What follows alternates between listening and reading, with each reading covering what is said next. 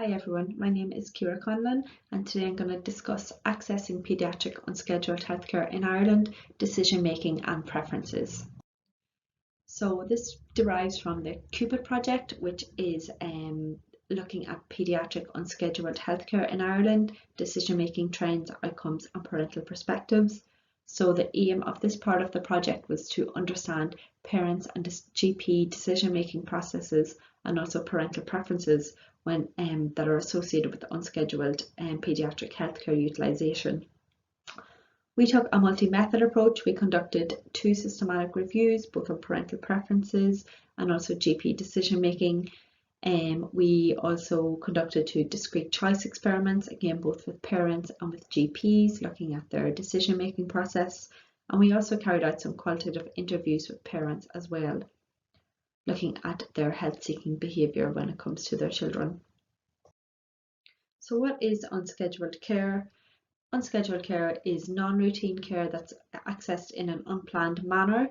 It's generally delivered by GPs, out-of-hour GP services, urgent care centres and emergency departments here in Ireland, although the model may differ by country. Children have been identified as particularly high users of unscheduled care. I guess that's not that surprising considering children tend to get sicker more easy, more often, and their condition can deteriorate more quickly as well.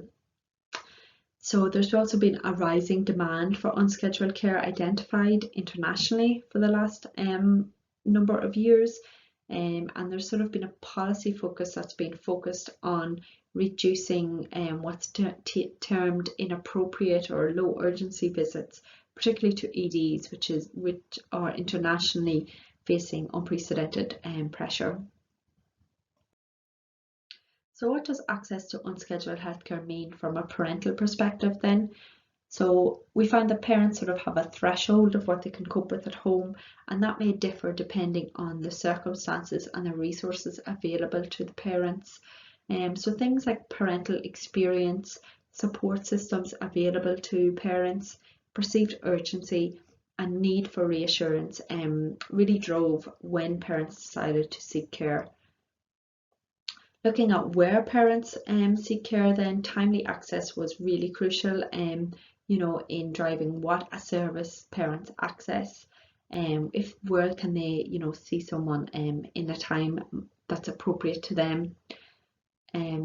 Availability of GP appointments, again we found parents were in our qualitative study, we found that they generally saw the GP as the first port of call, unless it was a really urgent like a broken bone, for example. Obviously they would go straight to EDs, but if it wasn't as urgent as that, they tended to want to go to GPs, but find that sometimes there wasn't availability of appointments, and so they would then have to access higher acuity services such as out of hours or EDs.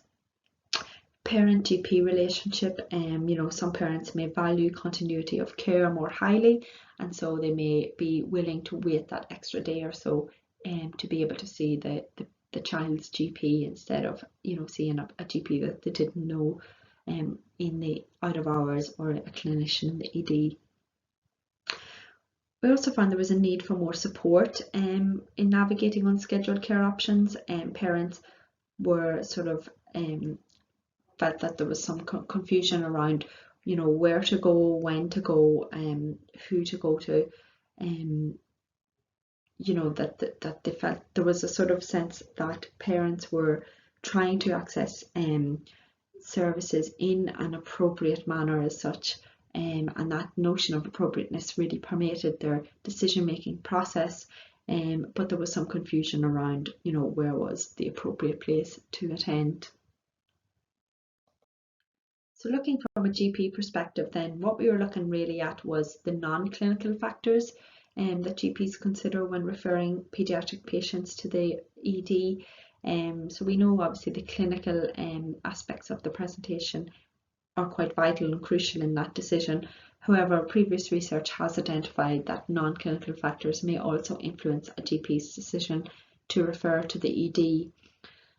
So some of those factors may be parental influence, so parental anxiety or parents, exerting pressure to refer to the ED may influence a GP's decision.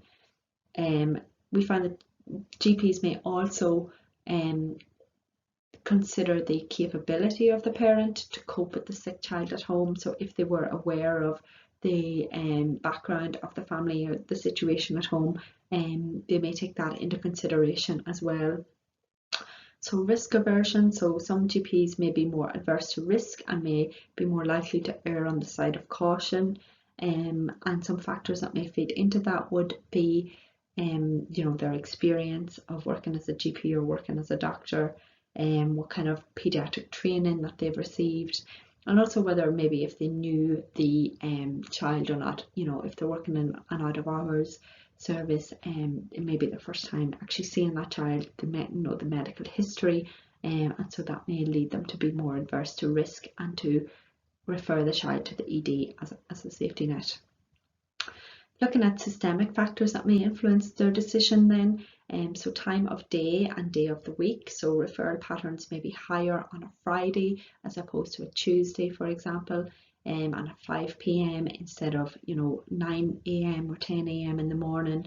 Some GPs like to review a patient the next day, and so if it's a Friday afternoon, they may not be able to do so the next day, and so it may be they may feel it more appropriate to refer to the ED. Distance from ED, if they're quite far away from an emergency department, they may find it more prudent to refer earlier so that the child can get care in case their condition deteriorates.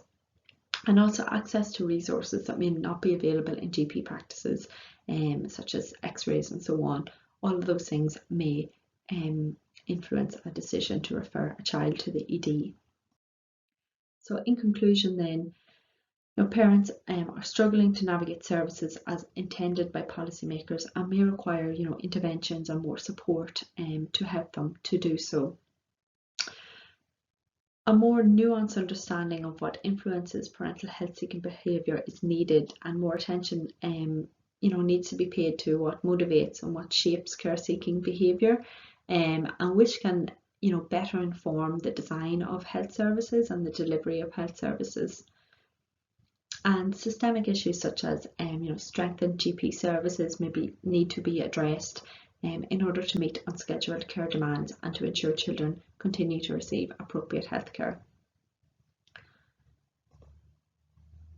So thank you very much for listening. If you'd like to find out more about the CUPID project, you can find us on the UCD website. Thank you.